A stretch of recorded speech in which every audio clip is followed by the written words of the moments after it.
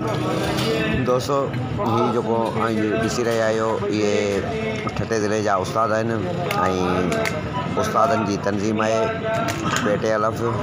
उन जी इलेक्शन थी रही आहे। अॼु जेको आहे सो ज़िले जी इलेक्शन जा नॉमिनेशन फार्म भराए रहिया आहिनि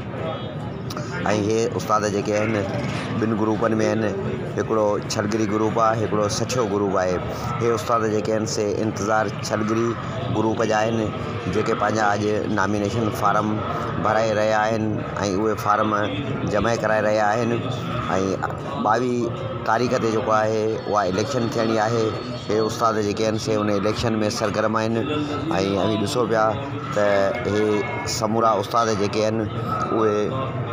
इलेक्शन जी तयारी में आहिनि ऐं फार्म भरे रहिया आहिनि। जॾहिं त ठटे जा जेके 4 तहलका आहिनि उहे अॻु में बिना मुक़ाबिले चूंडिजी चुका आहिनि, उहे बिना मुक़ाबिले आया आहिनि ऐं उहे 4 तहलका ऐं हिकिड़ो टाउन आहे ठटे जो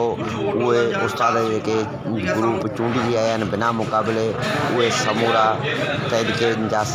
ग्रुप ऐं टाउन जो जेके बाडी आहे उहे समूरियूं बाडियूं जेके आहिनि उन जा उस्ताद जेके आहिनि से इंतज़ार छलगिरी ग्रुप जा आहिनि, उहे बिना मुक़ाबिले चूंडिया आहिनि। अॼु जेको आहे ज़िले जी इलेक्शन जेका 22 नवंबर ते थी